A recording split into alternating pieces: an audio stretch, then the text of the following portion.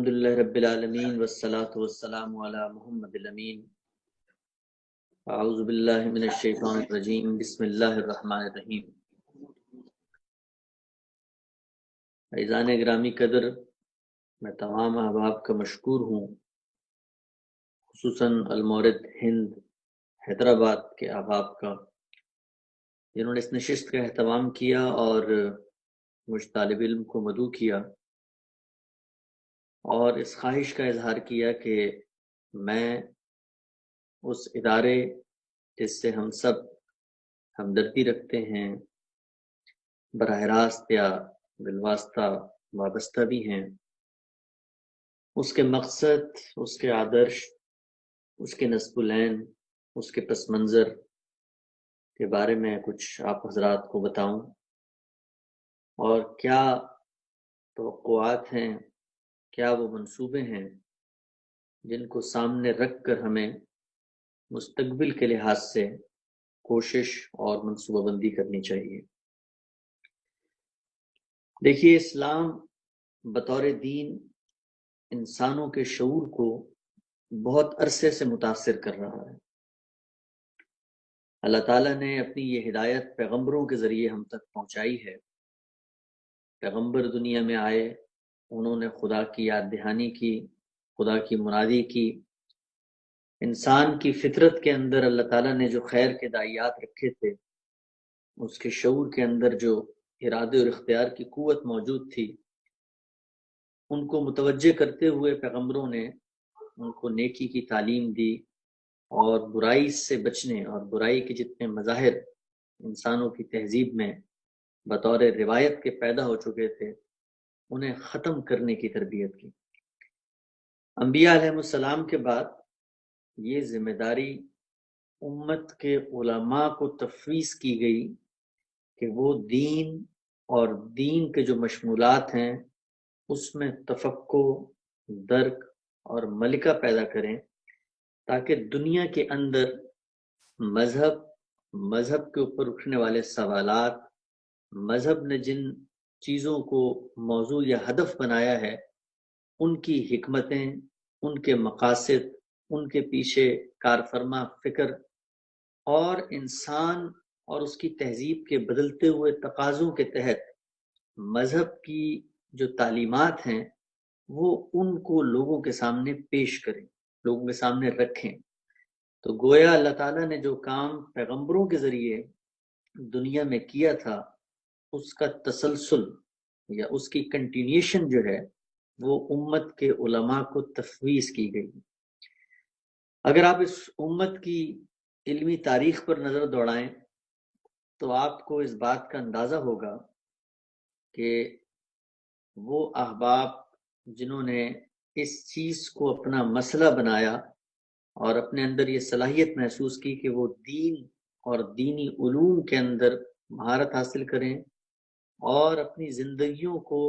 خدا تعالیٰ کی بات لوگوں تک پہنچانے کے لیے وقف کر دیں،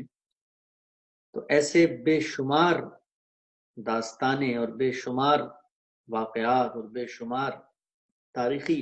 حقائق آپ کے سامنے آئیں گے، جس سے اندازہ ہوگا کہ یہ امت اپنے ماضی میں ایک بہت روشن، بہت درخشاں، بہت زندہ، بہت جاویداں تاریخ رکھتی ہے۔ اس میں ایسے علماء بھی شامل ہیں کہ جنہوں نے ان علوم پر محنت کی، ان کو سہل کیا، ان کو علم کے دائرے میں لے کر آئے، جو علوم تفقہ فی الدین تک پہنچانے کا باعث بن سکتے ہیں۔ اس میں وہ علماء بھی پیدا ہوئے جنہوں نے براہ راست ان سورسز کو اپنے غور و فکر کا مرکز و محور بنایا جو دین اور دینی فکر کے مشمولات پر مبنی ہیں۔ لیکن ہم سب جانتے ہیں کہ انسان جب بھی کسی چیز پہ غور و فکر کرتا ہے، اس کی کچھ محدودات ہیں، اس کی کچھ بشری کمزوریاں ہیں جو اللہ تعالیٰ نے ان کے اندر رکھتی ہیں، جس کی وجہ سے کوئی بھی انسان اپنے کسی کام کے بارے میں پرفیکشن کا دعویٰ نہیں کر سکتا۔ ہمارے علماء نے مذہب کو سمجھا، مذہب کو سمجھنے کے بعد جو فکر اس سے پیدا ہوتی ہے اس کو لوگوں تک پہنچایا۔ یہ فکر صدیوں تک اس دنیا میں चलती रही, लोग इसको पढ़ते रहे, समझते रहे, अमल करते रहे। हम सब जानते हैं कि मुसलमान एक बहुत लंबे अरसे तक दुनिया में एक एक गलबे की नफ्सियात में जीते रहे। अमली तौर पर भी उनको गलबा हासिल था, उनकी बर-ए-आज़मों पर हुकूमत थी, उनका तूती हर जगह बोलता था, उनका सिक्का हर जगह चलता था। कोई ऐसी जगह नहीं थी जहां पर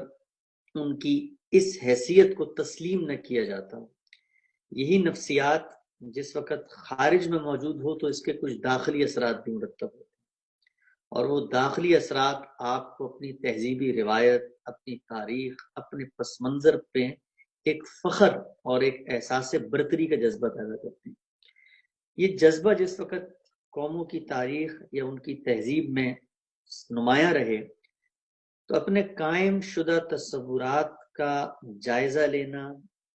उनको रिकंस्ट्रक्ट करना, उनको रिव्यू करना, उनको रीलर्न करना,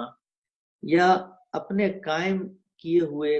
दायरे के अंदर उसका जायज़ा लेते रहना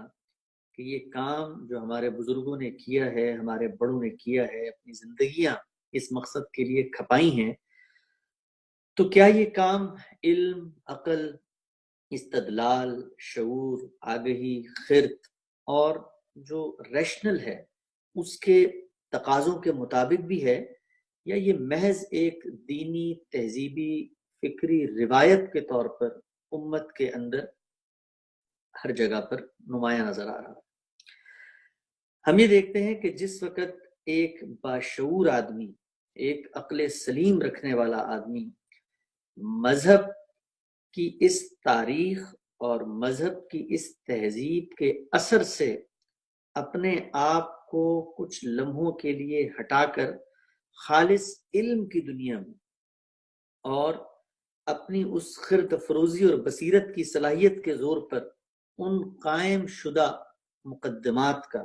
मज़हबी फ़िक्र के उन मशमूलात का जायज़ा लेता है, तो उसको अंदाज़ा होता है कि जिन चीज़ों को हम बतौर दीन अपना रहे हैं, वो चीज़ें दीनी हैसियत में लोगों तक पहुंचाने के लिए इल्म की उस जरिए से मुंतकिल ही नहीं हुई जिस जरिए को अपनी जात में आप एक मुहकम और मुस्तहकम जरिया करार दे सके। मैं इस बात को सादगी से मिसाल के जरिए बयान करता हूँ। दुनिया में हकायक के इबलाग के मुख्तलिफ तरीके राइज हैं।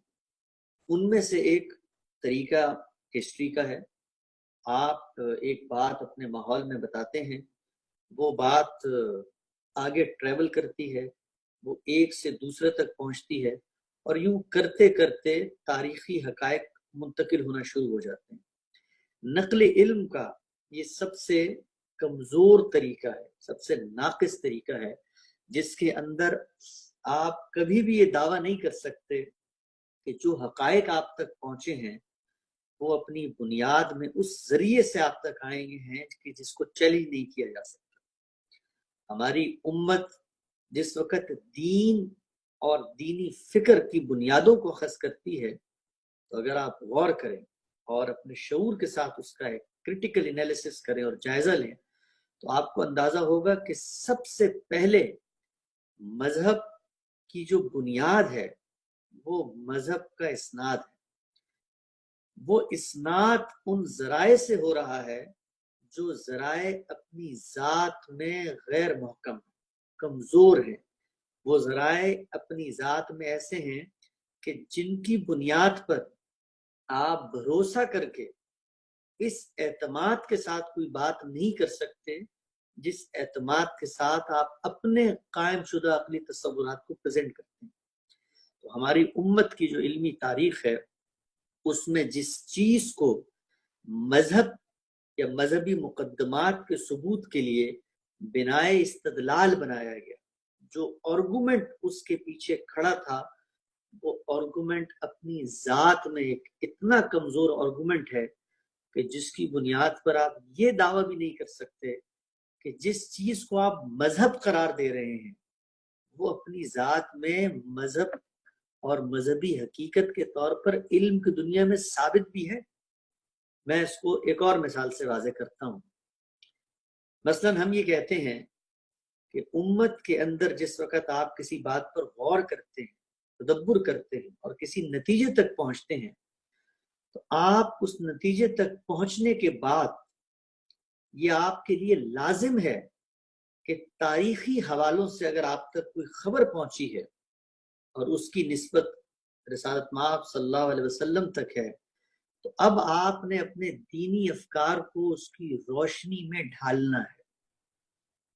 یا آپ تک کوئی خبر پہنچی ہے اور اس خبر پر امت کے علماء کی اجتماعی بصیرت یا شعور کسی فیصلے تک پہنچ چکا ہے، تو اب آپ کو اپنی نتیجے کو اس شعور کے تحت لانا ہے. اگر آپ لائیں گے تو آپ ایک راسخ العقیدہ مسلمان یا مومن سمجھے جائیں گے. نقل علم کا یہ ذریعہ جو تاریخی حقائق پر مشتمل ہوتا ہے سب سے کمزور ذریعہ ہے. ایک باشعور آدمی جب امت کی علمی تاریخ پر نظر دوڑاتا ہے تو اس کو یہ اندازہ ہوتا ہے کہ اس ذریعے سے جو دین مجھے دیا جا رہا ہے، اس دین میں جس وقت کوئی نزاع پیدا ہوتا ہے، اس دینی فکر میں جس وقت کوئی سوال پیدا ہوتا ہے، تو اس سوال کو حل کرنے کے لیے وہ کون سی میزان ہے، وہ کون سی کسوٹی ہے جس کے اوپر پرکھ کر آپ مذہبی مقدمے کے اسناد کو ثابت کر سکتے ہیں. مثلا ایک حنفی عالم کھڑے ہو کر یہ بیان کرتے ہیں کہ ان کے علماء، ان کے بزرگوں، ان کے اکابرین، ان کے پرکھوں کو ایک شخص نے رسول اللہ صلی اللہ علیہ وسلم کی نسبت سے یہ روایت پہنچائی ہے جس کی بنیاد پر وہ ایک دینی حکم اخذ کر رہے ہیں. ایک دوسرا عالم کھڑا ہوتا ہے اور وہ یہ کہتا ہے کہ رسالت مآب صلی اللہ علیہ وسلم کی نسبت سے میرے بزرگوں کو ایک دوسری بات پہنچی تھی، لہٰذا میں اس بات پر عمل کرتا ہوں. تو اب بیچ میں کھڑا ہوا ایک باشعور مسلمان ان دونوں مقدمات کے درمیان وہ کون سی چیز ہے جس کو قول فیصل اور حرف آخر قرار دے، کیونکہ دونوں جس چیز سے اپنا استدلال قائم کر رہے ہیں وہ تاریخی روایات ہیں، وہ تاریخی حقائق ہیں. وہ تاریخی حقائق یا تو رسول اللہ صلی اللہ علیہ وسلم کی نسبت سے بیان کیے جائیں گے یا پھر وہ امت کی اجماعی تاریخ کا ظہور ہوگا. اس کے بعد وہ مقدمات آپ تک پہنچ گئے، ابھی آپ اس کی بنیاد پر مطمئن نہیں ہوئے لیکن آپ نے اس کا جائزہ لینا شروع کیا. تو جس وقت آپ نے اس کا جائزہ لیا تو آپ کو معلوم ہوا کہ یہ مقدمات تو اپنی ذات میں اس قدر کمزور ہیں کہ جس کو خدا تو خدا کسی انسان کی طرف بھی منسوب نہیں کیا جا سکتا. مثلا آپ دیکھیے کہ انسان کی زندگی کے دو ہی پہلو ہیں. ایک پہلو اس کی اجتماعیت سے متعلق ہے. انسان جب کسی سماج میں رہتا ہے تو وہ باہر کیف ایک اجتماع میں ڈھلتا ہے. وہ قبائل سے اٹھ کر متمدن تہذیبوں کی صورت میں دنیا میں وجود پذیر ہوتا ہے. تو اس کی اجتماعی صورت میں مذہب اس کو جو احکام دے رہا ہے یہ احکام خرد، عقل اور شعور کی کسی سطح پر بھی کوالیفائی یا جسٹیفائی نہیں کیے جا سکتے. مثلا اس کو اس دینی فکر سے یہ خبر پہنچتی ہے کہ اس دنیا کے اندر مذہب نے یہ طے کر دیا ہے کہ تم نے کس طریقے سے اجتماعی طور پر رہنا ہے، یعنی تم کس ریاست میں رہ سکتے ہو، کس ریاست میں نہیں رہ سکتے.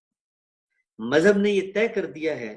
کہ تم بطور انسان اس دنیا میں اگر رہو گے تو تمہاری ایک حکومت ہونی چاہیے، تمہارا ایک خلیفہ ہونا چاہیے. تم رنگ کی بنیاد پر، نسل کی بنیاد پر، قومیت کی بنیاد پر، زبان کی بنیاد پر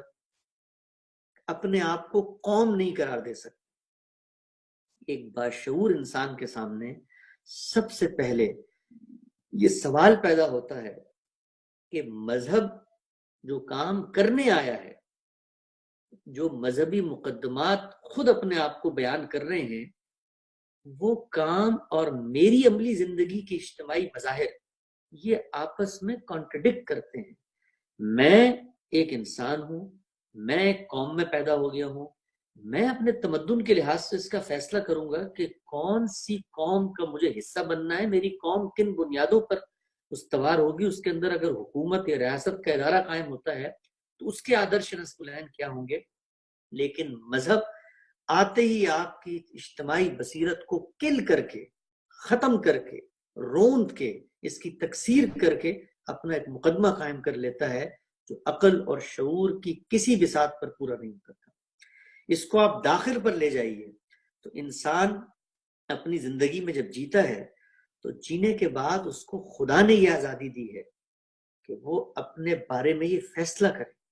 لیکن آپ دیکھیے کہ جو انسان کا سب سے اہم چیز ہے وہ انسان کی شخصیت ہے، اور اس کا اظہار اس کے جامہ زیبی اور اس کی اپیرنس سے ہوتا ہے. مذہب وہاں پر بھی آ کر فوراً سے پابندی لگا دیتا ہے کہ اب تم نے اپنے چہرے پر داڑھی اگانی، یہ بال ہیں جو تمہارے مذہبی اور غیر مذہبی ہونے کا فیصلہ کریں گے. تو مذہب کا جو نصب العین اور آدرش جو ان کمزور تاریخی حقائق کے ذریعے آپ تک پہنچا ہے وہ آپ کو مسترب کر دیتا ہے. یہ میں نے بہت ابتدائی سی مثالیں بتائی ہیں، اس کی تفصیل کا وقت یہاں پر نہیں ہے، ورنہ وہ عورت سے متعلق ہو تو عورت کو پہلے یہ پیغام دیا جاتا ہے کہ وہ ناقص العقل ہے، اس کو یہ پیغام دیا جاتا ہے کہ اس کی گواہی عادی ہے، اس کو یہ پیغام دیا جاتا ہے کہ اس کے ساتھ سماج کے اندر برابر معاملہ نہیں ہوگا، وہ گھروں سے نہیں نکل سکتی. وہ وراثت کے قوانین بتاتا ہے تو وہ علم اور عقل کی کسی بنیاد پر پورے نہیں اترتے. اس میں کہا جاتا ہے کہ شوہر کو اور ماں باپ کو اور بیٹیوں کو حصہ دینا ہے، اور جو تناسب بتائے جاتے ہیں وہ علم، عقل، ریاضی، شعور، آگہی، خیر کسی چیز پر پورے نہیں اترتے. تو مذہبی فکر جس وقت آپ کو اپنے مقدمات پیش کرتی ہے تو ایک باشعور انسان، ایک حساس انسان، ایک عقل سلیم رکھنے والا انسان اس کو کسی صورت میں قبول نہیں کر سکتا. قبول نہیں کر سکتا اس لیے کہ اس کی عقل، اس کی فطرت، اس کا ماحول، اس کی معاشرت، اس کا تمدن اس کی اجازت نہیں دیتا. یہ سلسلہ ایک لمبی تاریخ تک جاری رہا، لیکن اس سلسلے کے اندر ایک زلزلہ، ایک انقلاب، ایک اتنا بڑا واقعہ ہوا، اور وہ واقعہ تھا امت کے اندر ایک ایسے عالم کی پیدائش کا کہ جس نے اس پوری فکر کو ریویو کرنے کی بنیاد ڈالی، اور وہ تھے امام حمید الدین فراہی. انہوں نے بتایا کہ جس وقت آپ مذہبی مقدمات کی بات کرتے ہیں تو سب سے پہلے مذہب کیا چیز ہے یہ مذہب نے خود بتانا ہے، میں نے آپ نے طے نہیں کرنا. مذہب ہم تک کیسے پہنچا ہے؟ یہ نقل علم کے ان محکم ذرائع سے پہنچا ہے جن میں شک اور شبہ اور تردد کی کوئی گنجائش نہیں ہے. جس وقت مذہب کو ہم نے اسٹڈی کیا تو ہمیں یہ معلوم ہوا کہ وہ قرآن مجید کی صورت میں ہم سے متعلق ہوتا ہے. اس میں دین کی ساری ہدایات پیغمبر کی ذات سے پھوٹتی ہیں. وہی بتاتا ہے کہ مذہب کیا ہے، مذہب کیا نہیں ہے. اس کی سینکشن سے کوئی چیز دین قرار پاتی ہے. جب ہم اس دینی روایت کا مطالعہ کرتے ہیں تو ہمیں بتاتی ہے کہ یہ اس زبان میں ہے جس کو لوگ سمجھ سکتے ہیں، یہ وہ کسوٹی ہے جس کی بنیاد پر آپ نے تمام افکار کا فیصلہ کرنا ہے، یہ وہ میزان اور یہ وہ فرقان ہے جو نذیر للعالمین بنا دیا گیا ہے. اس بنیادی فکر کو لے کر فکر فراہی کے علماء نے مذہبی افکار کی ریکنسٹرکشن کا کام کیا ہے، اور اس ریکنسٹرکشن کے کام کو ہمارے استاد جناب جاوید احمد غامدی صاحب نے اپنی بساط کی حد تک پائے تکمیل تک پہنچایا. یہ ریویو اور ریکنسٹرکشن کا کام ہے، یہ قائم شدہ تصورات اور قصر کو ڈھانے کا کام ہے. اسی کام کی بنیاد پر اس ادارے کو وجود پذیر کیا گیا جس کا نام المورد ہے. اس کے بہت متعین اہداف ہیں. اس کا پہلا مقصد یہ ہے کہ امت کے اندر تفقہ فی الدین کی روایت کو زندہ کیا جائے. قائم شدہ تصورات جن کو ایک باشعور انسان قبول نہیں کر سکتا، وہ تصورات جن کو علم کی بنیاد پر آگے بیان نہیں کیا جا سکتا، وہ تصورات جن کو مذہبی نصوص قبول نہیں کر رہی، ان کو سمجھنے، سمجھانے، ان پر غور و فکر کی ایک روایت کا آغاز کیا جائے. یہ المورد کی بنیاد ہے. اس بنیاد کے اوپر اس تحریک کے علماء نے مذہب کی ریکنسٹرکشن کا کام کیا ہے. آپ تمام حضرات جو اس تحریک کے ان عوامل سے متعلق ہیں، ان پر غور و فکر کر رہے ہیں، ان کو سمجھنا چاہتے ہیں، ان کے لیے اس فکر کے بانیوں کا ایک ہی پیغام ہے جو انہوں نے اس ادارے کے تعارف میں بھی لکھا اور وہ جگہ جگہ بیان کرتے ہیں، اور وہ یہ ہے کہ یہ ادارہ در حقیقت مذہبی روایت کی ریکنسٹرکشن کا کام کر رہا ہے، اور یہ ادارہ مذہب کی اصل نصوص پر غور و فکر کا کام کر رہا ہے، اور یہ کام ہے جس کو لے کر یہ تحریک اٹھی ہے۔ اور اس تحریک میں اگر اس کام کے اندر کوئی تغیر یا تبدیلی آتی ہے تو آپ حضرات آگے بڑھیں اور اپنے اندر وہ صلاحیت اور درک پیدا کریں اور اس پیغام کو عام کریں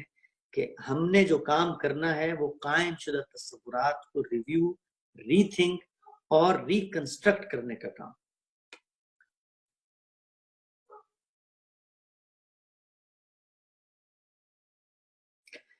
میں یہاں پر اپنی گفتگو کا خاتمہ کرتا ہوں چونکہ وقت یہاں ختم ہو گیا ہے۔ باقی آپ کے سوالات کے لیے حاضر ہوں انشاءاللہ، سوالات کے جواب کی صورت میں مزید جو اس ادارے کے پس منظر میں چیزیں کار فرما ہیں اور جو پیش نظر ہیں وہ بیان کریں۔